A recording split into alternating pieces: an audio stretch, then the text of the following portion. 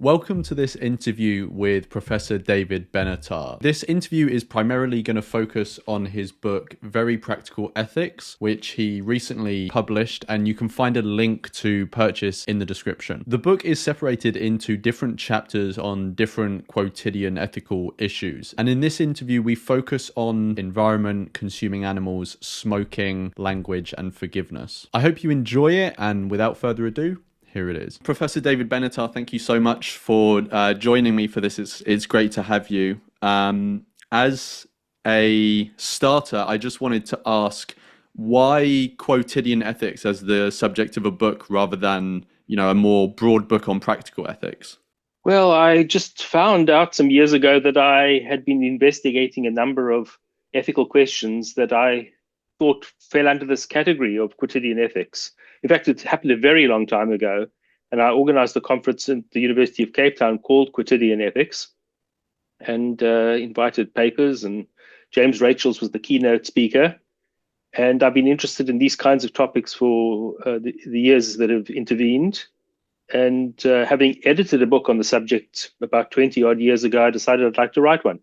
When I was reading through the book, I was wondering why you picked the specific quotidian ethical issues that you did, because there were a number of other ones that I could think of that are very important for many people's lives, like the use of recreational drugs or purchasing of clothing from so-called sweatshops, and the use of social media. There can be many aspects of the use of social media. Why did you pick the specific issues that you did for the book?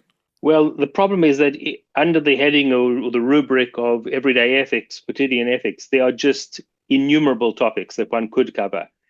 And in fact, I've got a footnote somewhere in the book which just gives a long list of other topics that I could have considered. And obviously, no book of reasonable length can contain all of those. And so I really just included ones which I had happened to be thinking about for one reason or another, and which I think cover a good spectrum, even though they can in no way be comprehensive. I know at some point in the book you might have made this sort of reference multiple times, but I remember you made a specific reference to the ethics of eating cultivated meat, and you said that you're not going to cover it in any detail in this book because it's not a quotidian issue, but it could be identified as an emerging quotidian issue. I think that's the term you used. Apart from the consumption of something like cultivated meat, are there any important quotidian issues that you think are perhaps emerging, say, in my lifetime? That's hard to tell. It depends on where things go and what happens. I can't think of anything immediately offhand. Do you have some ideas that you want to propose? Well, one thing that I was thinking of, which I don't know if is anything that you've sort of thought about in detail, but one thing that is kind of here, but also emerging, is the use of artificial intelligence. So it's very much become a tool for the ethical issue of, like, where it uses, what data it's trained on, and the potential biases that can come up when people are using it in everyday tasks, the creation of AI art. Well, with that particular topic, I think they're going to be both quotidian and non-quotidian aspects. So AI is going to, and it does already, raise a whole bunch of ethical issues, but some of those are at the public policy level, some of them at the level of what laws we're going to have in society. Some of them are decisions for corporations to make, but then there will also be questions for individuals, and we need to still see what the nature of those questions will be. I think one of the points about the book that I've written, Very Practical Ethics, is that I do in the conclusion point to some themes that spread across a number of the topics, and we may find that themes of that kind also arise in the individual components of AI ethics. Through quite a lot of the chapters, you make reference to this balancing that we've often got to do between our personal desire and the negative implications that our actions could have for others. And sometimes those negative implications are realized through quite complex processes. And They can range from decisions about something like consuming other animals, which obviously has negative implications for the animal, but it can also range to something like which isn't a quotidian issue, but it could range to something like deciding on which career that you want to pursue and how that may conflict with expectations your parents have for you. How, in balancing these two things, our own personal desire and the negative implications it can have for others, how can we go about determining how much we should weigh our own interests against the negative implications for others? Well, first of all, I suppose I'd want to question the question because I'm not sure we're only balancing two considerations. Maybe at some very broad level we are, but I think that in many cases we're actually balancing multiple considerations. And so there's a careful weighing up that we've got to do. And I don't think that there's a formula for doing this. I think it's in the nature of the complexity of these questions that you need a more fine-grained and nuanced approach rather than a formulaic one. And that's what I try to do. So if we look, for example, at the question of our environmental duties as individuals, I'm weighing up lots of considerations. I'm weighing up what you might gain, let's say, from an action that involves emissions, to weighing that up against the contribution that makes to overall negative effects, and how much weight should we put on those different things, and it might vary in different circumstances. And so I really don't think that a formulaic approach is going to work. And I don't think also that it's always the case that your own interests broadly construed are supreme, nor do I think it's always the case that the interests of others are always supreme. It's really a question about what is the most reasonable way to balance competing considerations in a given case. And then you need nuanced and detailed arguments about those cases. So to get on to the first subject, the first sort of chapter that I've got a few questions for. So I wanted to start with the environment, and I just wanted to start with a relatively broad question, which is just what duties do you think we have concerning our carbon emissions as individuals, and what are the extent of those duties? Well, I argue against two fairly extreme positions. The one position is that we have no duty at all to limit our emissions. And an argument of that kind rests on what's often called causal inefficacy. So what the suggestion is here is that if I take a joyride somewhere, or even if I get on a plane and fly somewhere, the impact of that particular activity is either so minuscule or non-existent that I really don't have any reason to desist from those kinds of actions, and therefore no duty to desist from them. And I argue against that position. I think that there's a difference between having no effect and having some very limited effect. I argue for a particular conception of how we are contributing to global warming through those kinds of actions. And that provides us with an initial duty to reduce our emissions. But I also argue against the position that our duties as individuals are very substantial. In other words, that each one of us should attempt to be, well, not just attempt to be, but succeed in being carbon neutral. And there are many reasons for that. One of them is that as individuals, we don't have complete control over the circumstances that generate our emissions. So if, for example, you're in France and you turn on a light in your house, you are having less of a carbon footprint than if you're in South Africa and you turn on the light, because there's much more nuclear generated power in France than there is in South Africa. Now, the choice of what kind of infrastructure to go for is not directly the responsibility of any individual. You're performing the same action, but because of decisions of other people, the effect on carbon emissions and global warming is going to be different. And so, given that this is not entirely in your control, I don't think that you can be entirely responsible in, let's say, both of those places for generating the same amount of carbon emission. So that's one reason. The other is that often, let's say, if you forego a flight, there's going to be some quite important good that you're losing out on. And if you weigh that up against this very minimal contribution towards the overall problem, it may well be that on a balance of considerations, it's reasonable for you to take the flight. Now, of course, if we put the two duties together, that you do have a duty, but it's a limited duty, then you are going to overall have a duty to limit your emissions, but it doesn't mean limit them to net zero.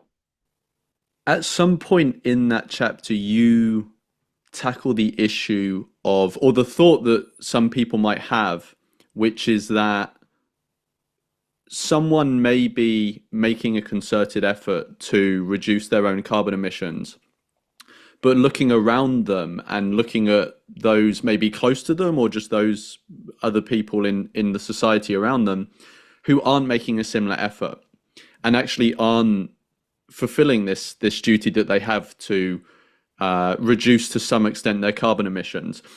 Do you think that that in any way changes the extent of the duty that they then have to reduce their carbon emissions? Should they then compensate in some way for others not making the effort, or would their duty remain the same in your view? I don't think that there's going to be a substantial change, if a change at all, in the extent of my duty with regard to emissions if others are not doing what they need to do. I think that in the case of global warming, the only real solution to this problem is collective action.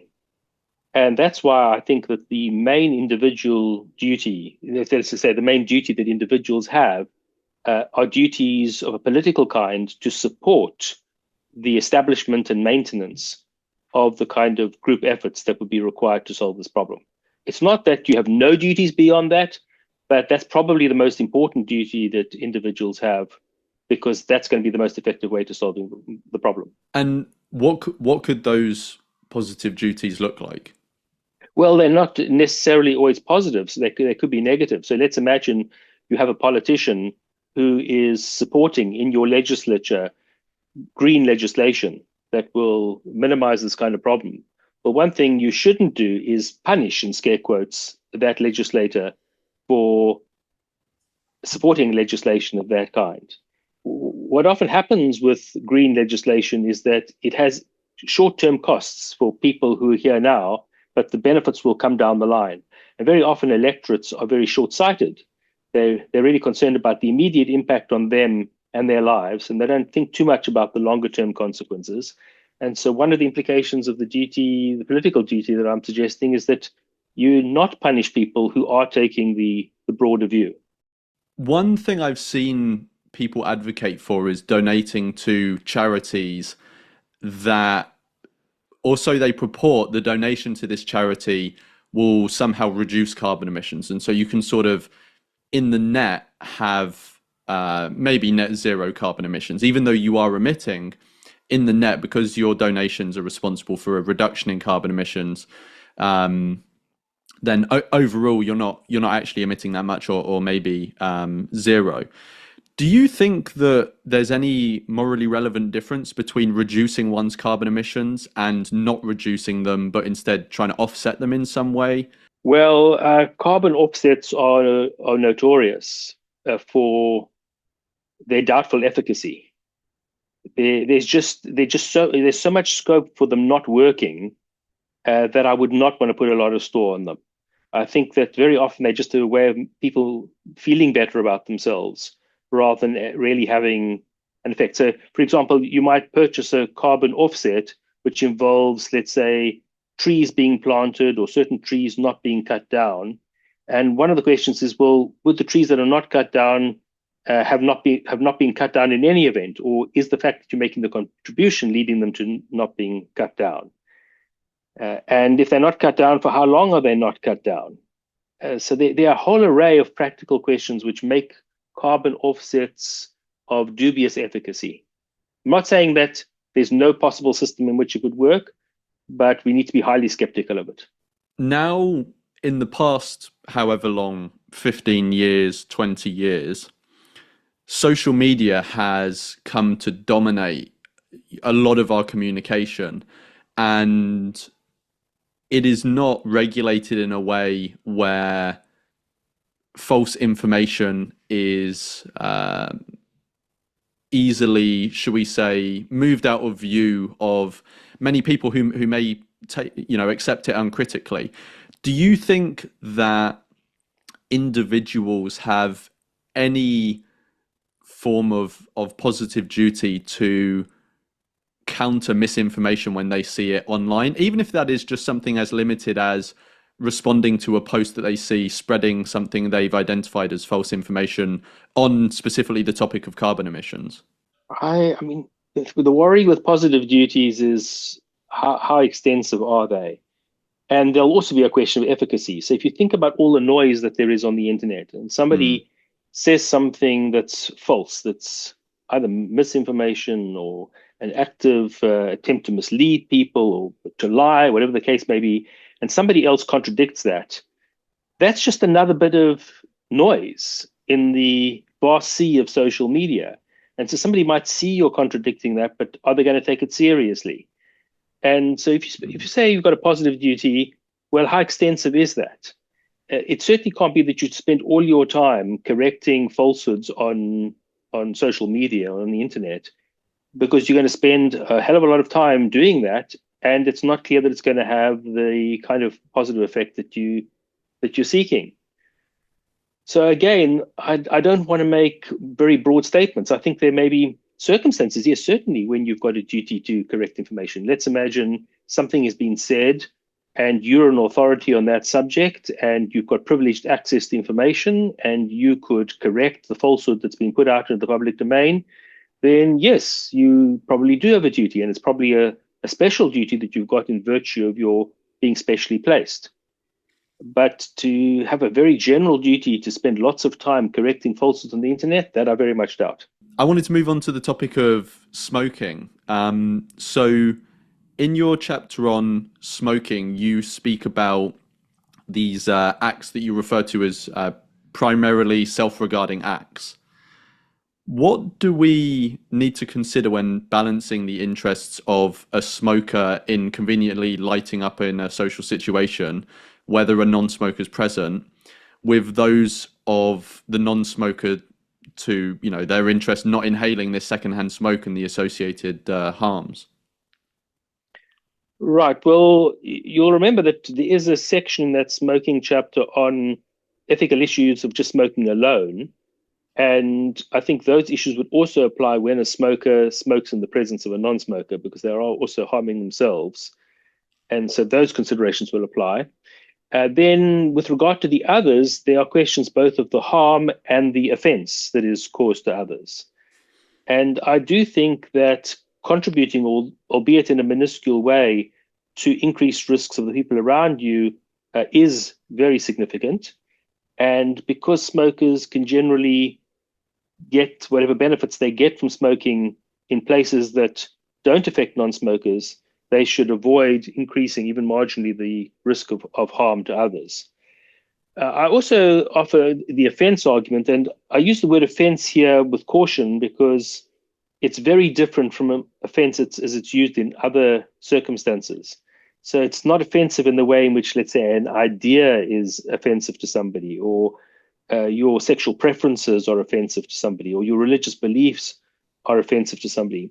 This is offensive in kind of physiological way, that smoke is an irritant to eyes, to earways. This is a normal kind of human physiological reaction to that kind of substance.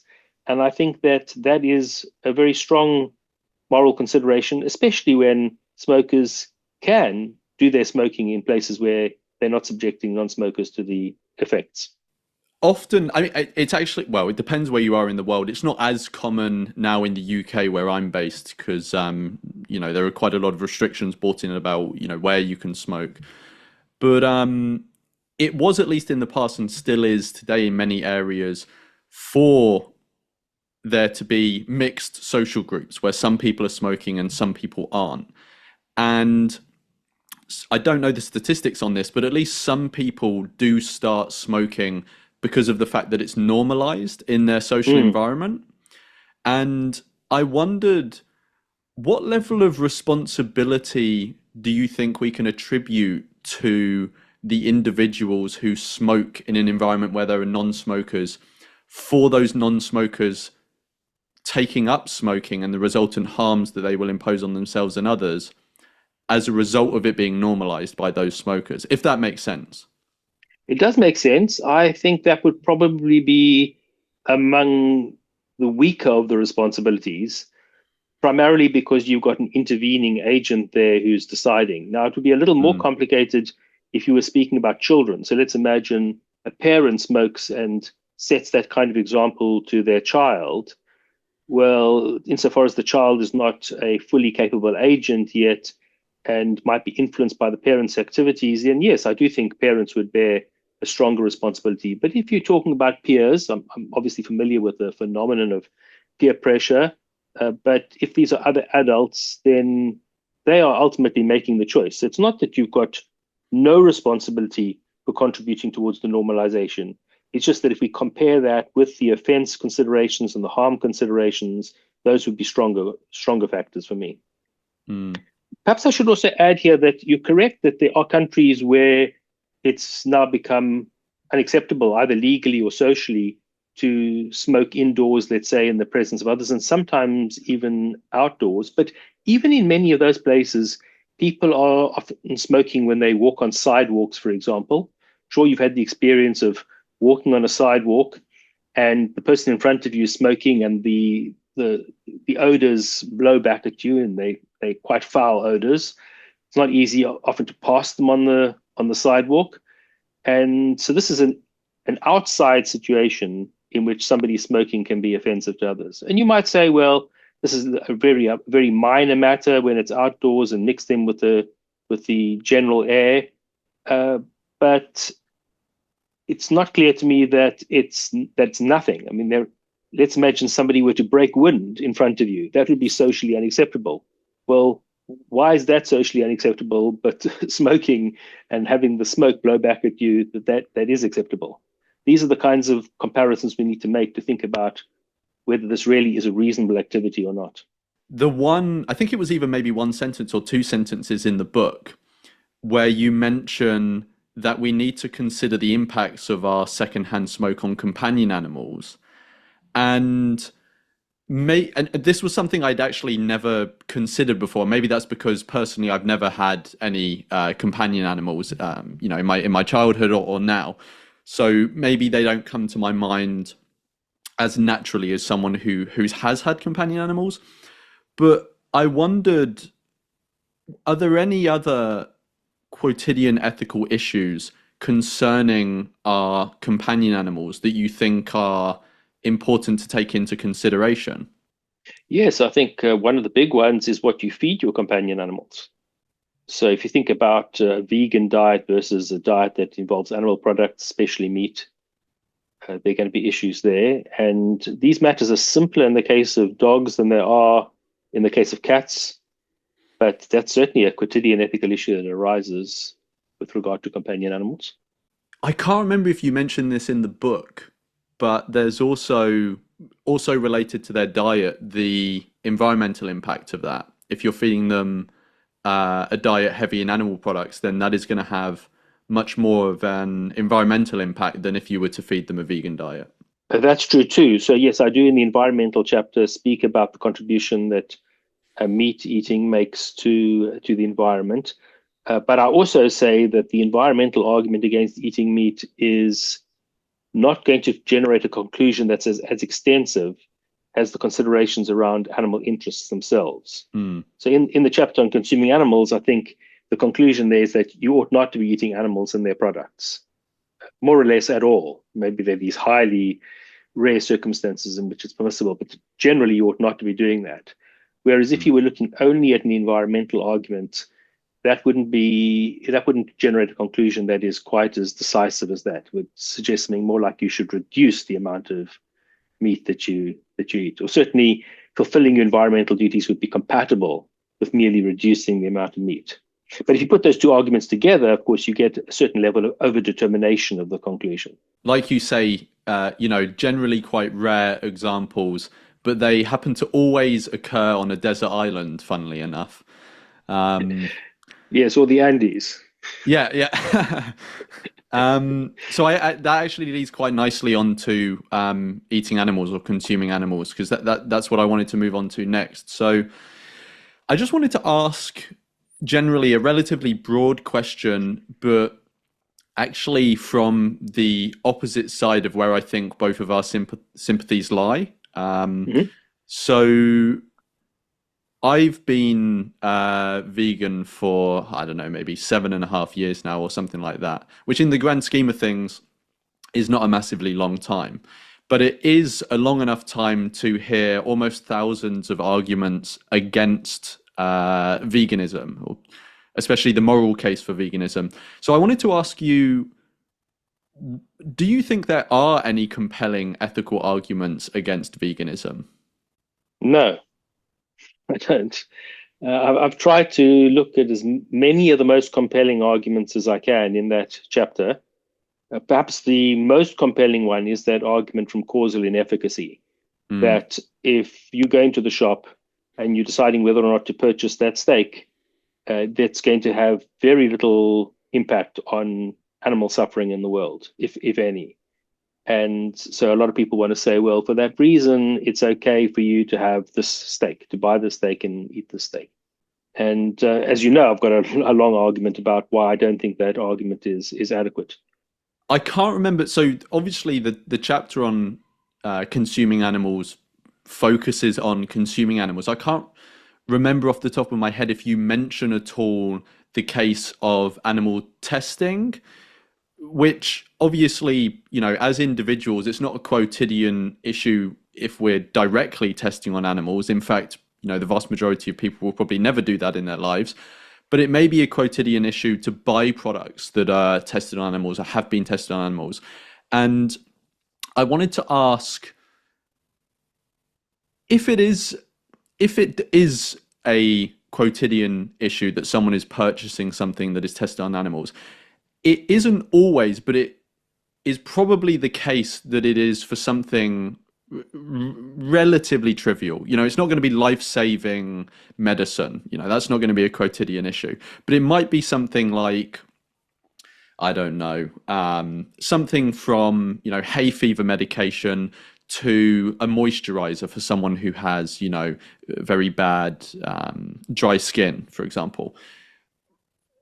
But the question is, many would say in the non-quotidian example, it's permissible, even though it's been tested on animals, to take this life-saving medication. Do you think it is permissible to any extent to engage in these in the purchase of products tested on animals for more mild remedies at all?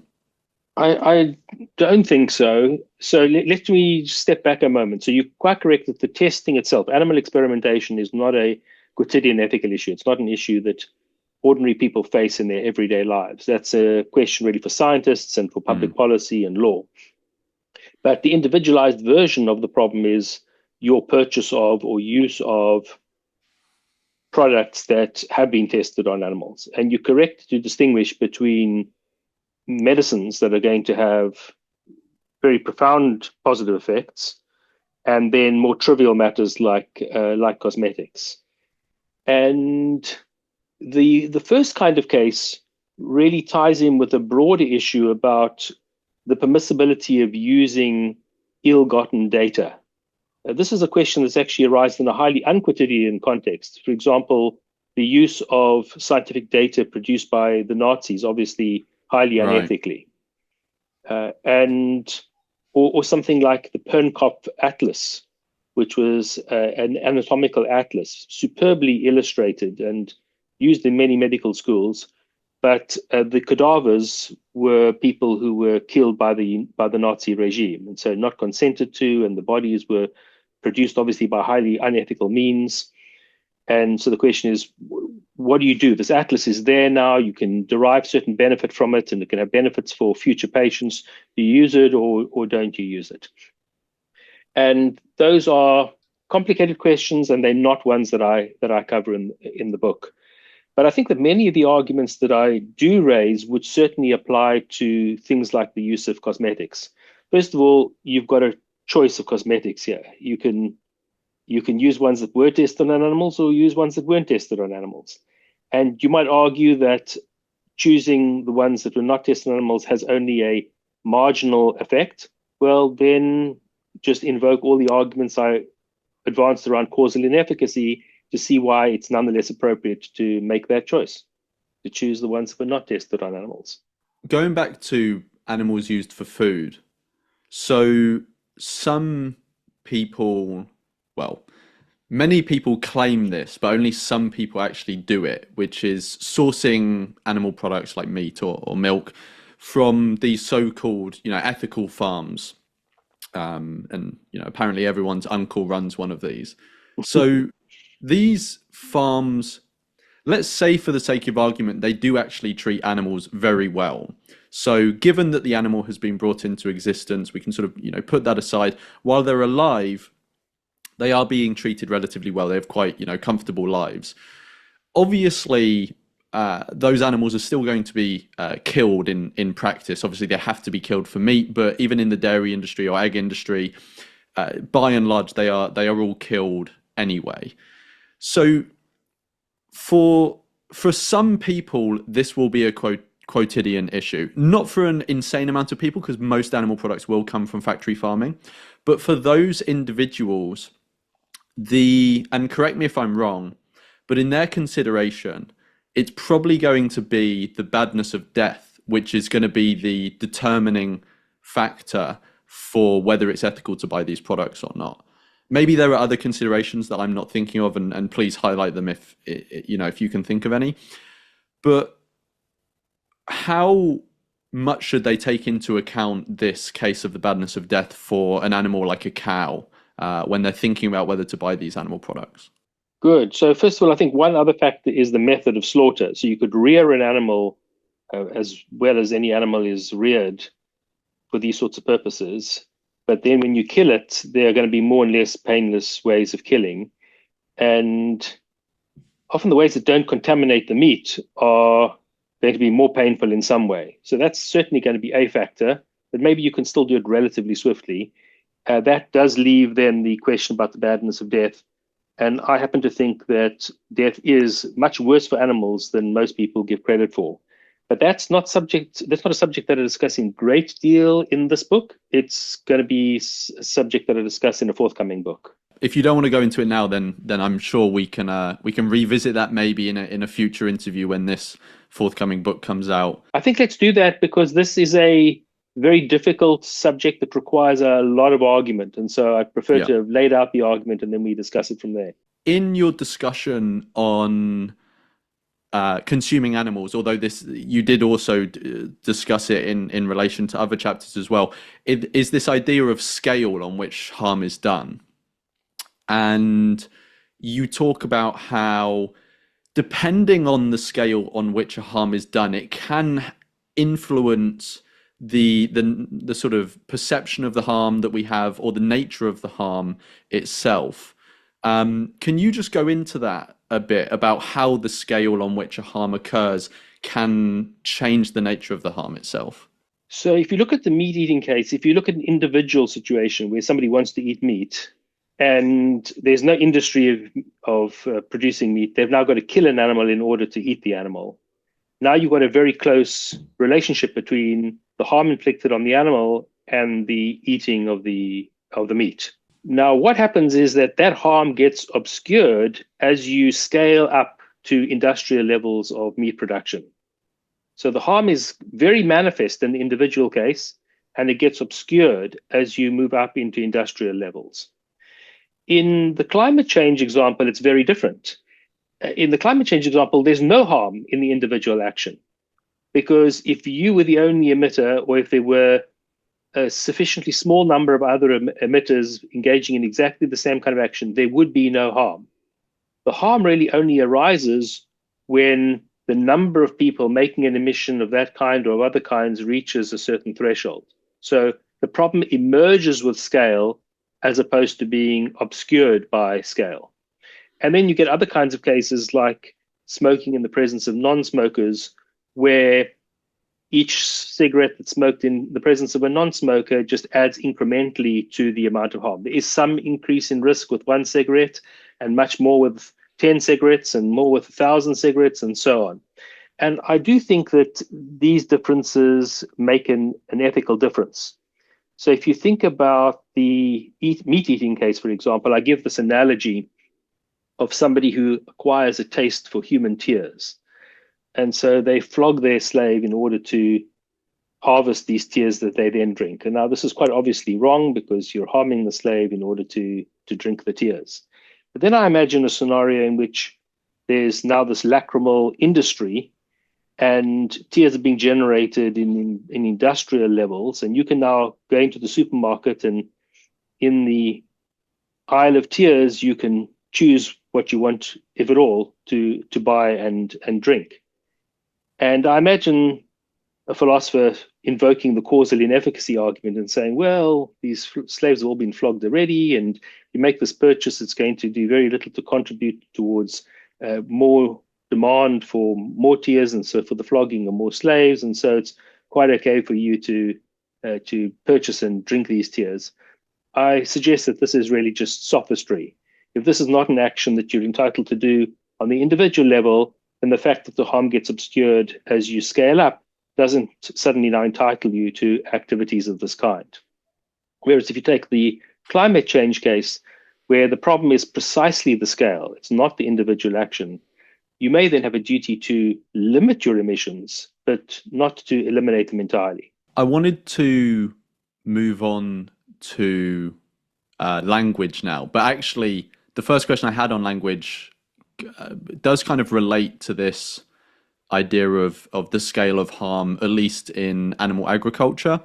So I'm not sure if you've done any writing on this, but I'm sure you're aware of this sort of, discussion or debate in animal advocate circles of the appropriateness of using certain terms to describe what are happening to animals. So key terms that get debated are terms like a Holocaust to describe what is happening to animals, or rape as a practice that happens to animals, or slavery to describe the property status of animals.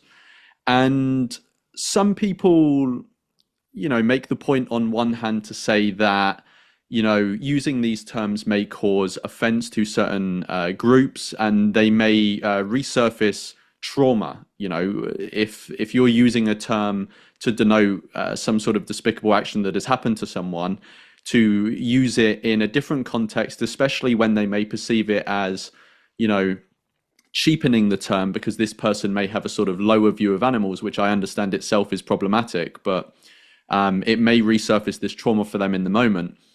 But then others reply that these terms are accurate and they help to convey the gravity of what is being done to animals.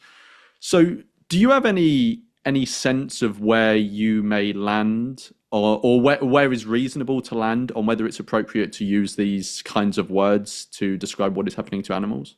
Well, one question is a political question, one question is a moral question. So the political question is, are you going to advance the cause by using these terms or not? And there you're going to have to weigh up the people who are going to be offended by the use and the people who are going to be jolted by the use. And those are very difficult judgments to make about where you're going to get more benefit. We look just at the moral question. My sense is that if a term is appropriate, then it's entirely reasonable to use it. Now, that, of course, doesn't mean that they are always appropriate. So I can think of disanalogies, for example, between the ways in which animals are treated and both slavery and the Holocaust. So if you think about the Holocaust, certainly the Nazi Holocaust, the aim was there to eradicate entirely all Jews, for example, Roma, Sinti.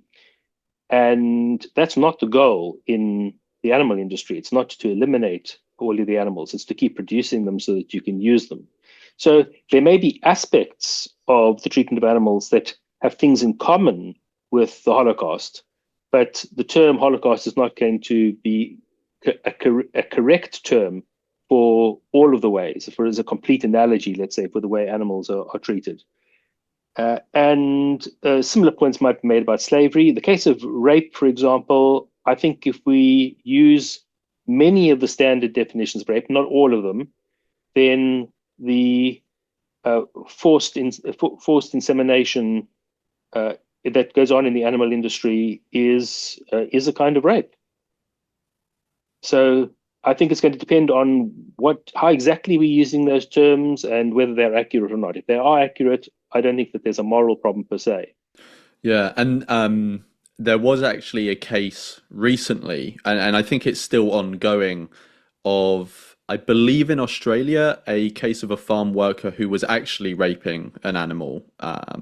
So, even if we're not talking about the case of the forced insemination, there are these instances as well of actual rape going on, which is you know it lessens your faith in humanity, should we say? Is that possible? I'm only joking with you. Look, I think those kinds of cases are certainly not quotidian ones, Yes. and they are more likely to elicit public outrage. But I suppose the question is, what's the relevant difference from the perspective of the animal between Yeah. that kind of case and the other kind of case? So you speak in the chapter on language about certain terms that have been used in a derogatory way in the past. Maybe they still are.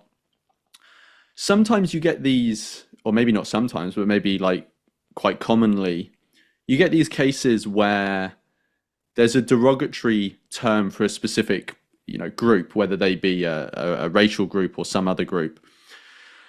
And some members of this group push to reclaim this word in some way, maybe change the meaning of it. But whilst other members of the group may take the view that, this derogatory term should be left in history,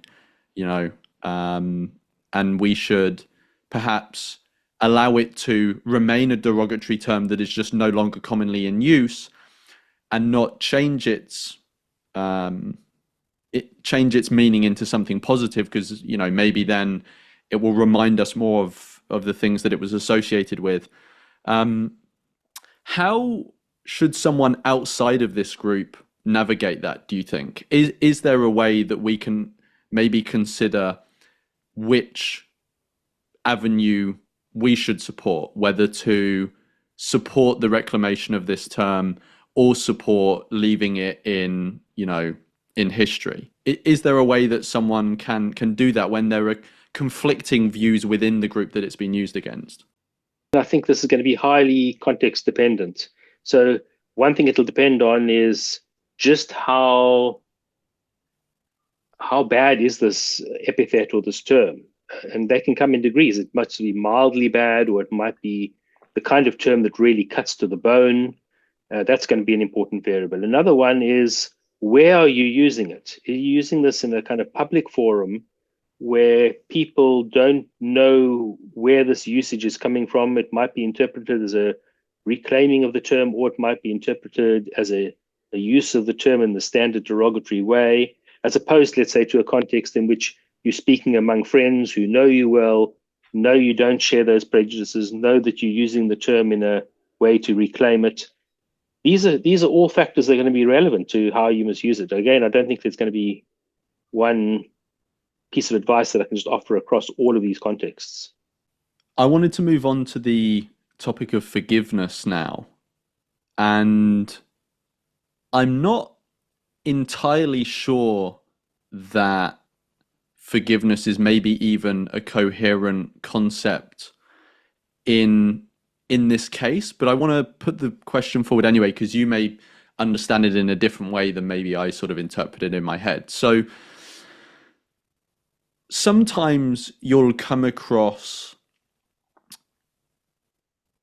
an animal rights activist who says that they do their work as a form of seeking forgiveness from non-human animals, because in the past they used to consume them and fund the injustice that's happening to them.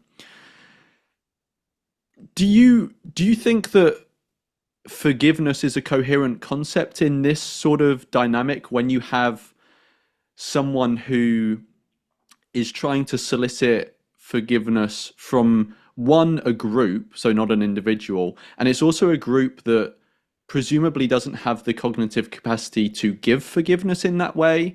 I can definitely imagine some form of forgiveness in a direct relationship between perhaps, a guardian and their companion animal, in that you may have wronged the companion animal in some way, maybe you've stepped on their tail, but they then sort of return to their normal behavior, and they're fine being around you again. We can maybe take this as some form of, that animal has moved on from this, and maybe they can't give forgiveness in the same way as a cognitively developed adult human, but maybe we can take that as some semblance of forgiveness. But what do you think about that, the idea of forgiveness when it comes to non-human animals, especially when you're trying to understand it in the case of them as a group? I think all the points you've made are correct. I would be skeptical of the use of forgiveness in that first kind of case that you described. I think much better to say what you're doing is you're repenting. Mm. So repentance, I take to be a precondition for forgiveness, but repentance can have value even in the absence of possibility of forgiveness. So let's imagine that you murdered somebody and you're now repentant. There's no way you can get forgiveness from the person that you killed, but there'd still be value in your repenting. And I would say something here too. If you're engaging in rectificatory actions towards non-human animals as a result of the guilt you feel about what you've done in the past, then this can all be seen as part of your process of repentance. But the idea that you're now going to elicit forgiveness from animals who can't connect what you're doing now with what was done in the past, might not even know what you did in the past, that seems incoherent to me. And then by the same token, when you spoke about the specific cases where you, let's say, have harmed a companion animal, and now you make overtures to elicit a kind of forgiveness, then that in that context, it does make sense. It won't be forgiveness in the kind of robust sense that you can get from a moral agent, but it may be in a more diluted sense is entirely possible. I'm not entirely sure how to ask this question, but what I'm trying to get at is the concept of group-based forgiveness. So, for example, in the context of war, maybe, perhaps you have someone who isn't a soldier on the ground or a bomber in the sky, but maybe they are part of a military where they lend a supporting role. So maybe they engage in refueling of jets and jeeps and things like this. So, they're not causing harm in any direct way, but they are contributing to a system that is causing harm to a group of people. Let's say we focus on civilians for now, because obviously there will be combatants, but let's say we focus on civilians, and let's say that it is an unjust war, just to avoid any confusion about whether the war is just and stuff like that. Let's say it's an unjust war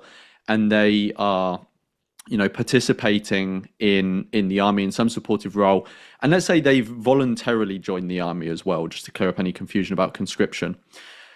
Do you think there's any coherent way to seek forgiveness from a sort of nation of people for a role you've played, or maybe a group of people, a role you've played in some sort of unjust war in a supportive role like that?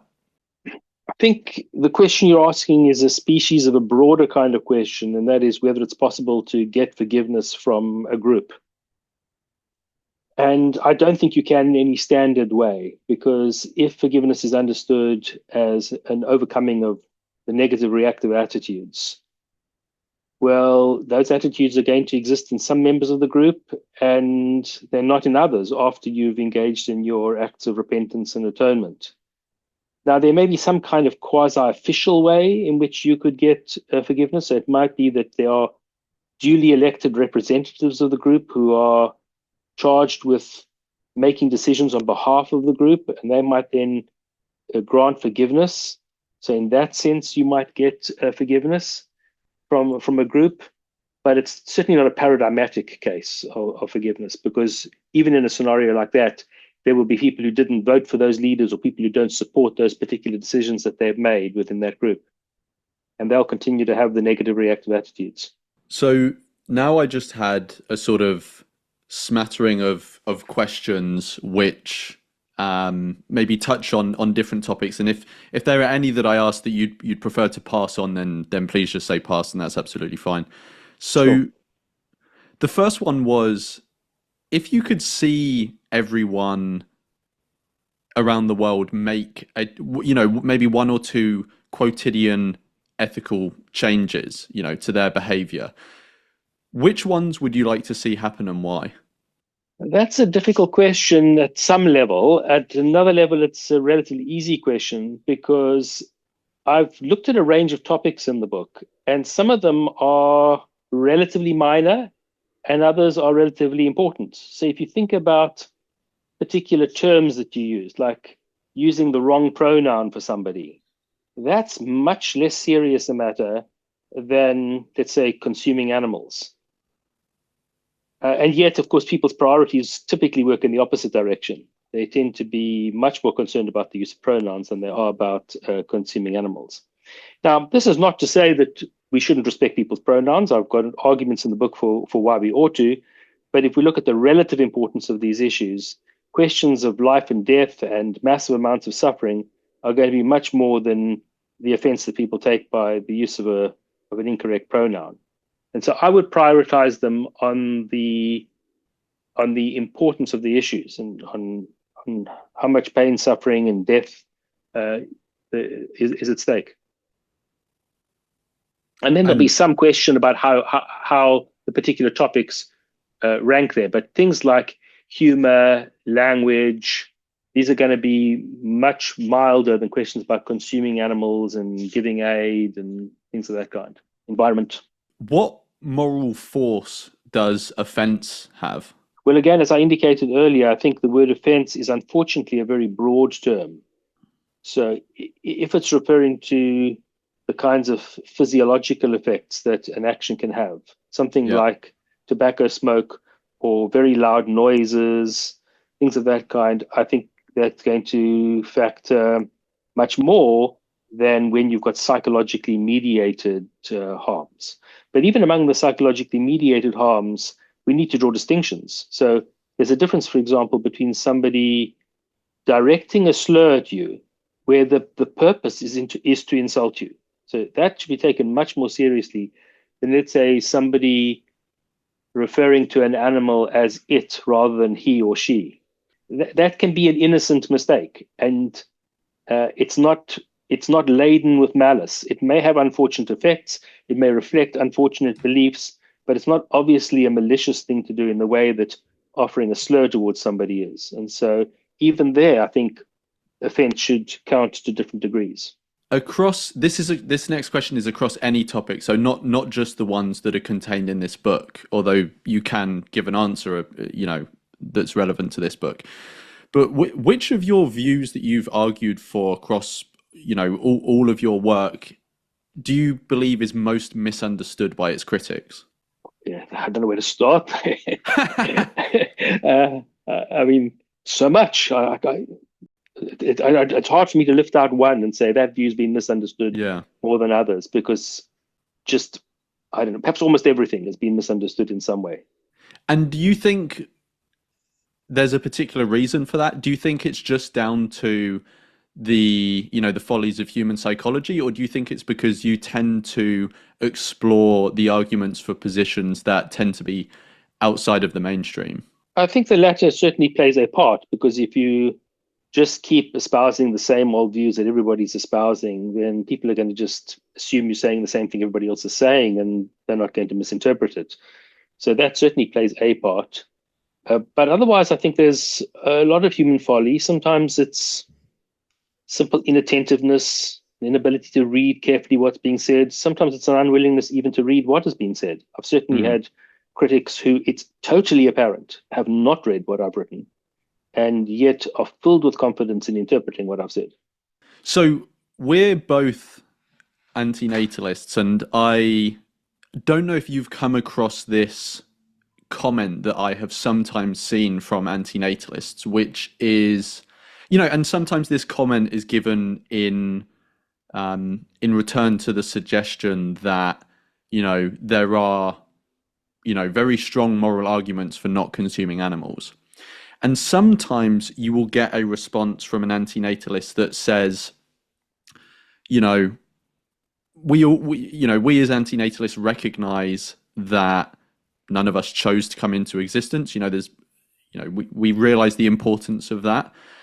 And so they say that because they did not choose to come into existence and thus have the associated sort of negative duties that come with that, like, trying to avoid the harm to animals from consuming them, they believe that they should have a much more limited duty to, for example, avoid harm, because they didn't choose to come into existence and have this duty imposed on them. What do you think of that sort of line of reasoning? Are you at all sympathetic to the case that duty should maybe be somewhat more limited than they otherwise would be if they'd been taken on voluntarily? Well, I think there's a kernel of truth in what they say, but it's sort of in the premise rather than in the conclusion that they draw. Because I do think that one of the harms that you inflict on somebody in creating them is that they're now got to make moral decisions and they've got to make moral sacrifices. And that's something that they've not consented to, and there's something deeply unfortunate and unfair about that. But again, we need to, now that you're here, weigh up that factor against the other considerations. If we take, for example, the case of eating animals, maybe it's hard for you to decide not to participate in that massive evil. But when we weigh that interest up against the interests of animals to not be treated in the ways in which they are being treated, I think that any reasonable analysis is going to suggest that their interests are stronger than yours, and so you ought to desist. The thing about negative duties is that, in general, they're less demanding than positive ones. I'm not saying always. Sometimes refusing to do something wrongful can result in your being killed. And those are going to be very difficult cases, and you need to think about scenarios of those kinds of things. In fact, there was a recent case. Keith Siegel, one of the Israeli hostages, was taken into Gaza, who was a vegetarian. And the moment his captors found out he was a vegetarian, they served him nothing but meat. And so he either had to eat that meat and survive or forgo it and die. And he decided to eat the meat. Now, that's a kind of life and death situation. I think the calculus there is very different. I think he made the right decision there. But that's an anomalous kind of case. That's not a usual kind of case. My final questions were, are you planning on do you have any other upcoming events or anything people should look out for relevant to very practical ethics at all in the diary? I'm doing a few other interviews. There'll be the odd blog post or two, and then yes, some presentations. But I think that those are in more or less private circumstances, and so perhaps I shouldn't advertise them here. Yeah, you've already mentioned a forthcoming book, but I had a question down of just, are you working on anything else at the moment that you're happy to mention? I don't know if you wanted to say anything more about this forthcoming book, or if there's anything else that you're working on that you can talk about publicly. Thanks. It's kind of you to ask. I generally tend to prefer to do the work first and publish it and then talk about it rather than to talk about it in advance. But I've somewhat broken that rule today in giving a taste of some of the things that I'm working on. And I've done so because I think they do connect with the topics we've been discussing. I certainly don't think I've said all that needs to be said, and I will be saying more, hopefully. I just want to say thank you so much for joining me, for giving up your time. I've really enjoyed it. And I just also wanted to say that I value your work very highly, and I know a lot of other people do. And I'm sure you know that. But no, I appreciate your saying so very much. It's very kind of you. And I've seen some of the things you've been doing and have been impressed by them. So you keep up the good work too. Oh, no, thank you. Yeah, I know. I appreciate that a lot.